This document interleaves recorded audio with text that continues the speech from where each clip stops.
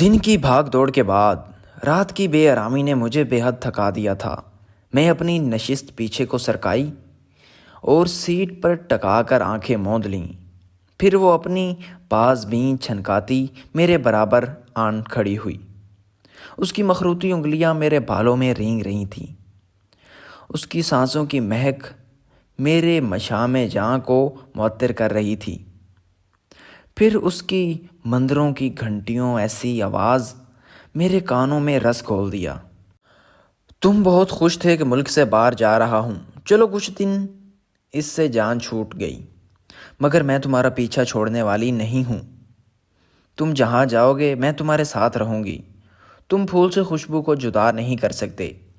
تم مجھ سے کب جدا ہو، میرا تو کوئی لمحہ بھی تمہارے خیال سے خالی نہیں۔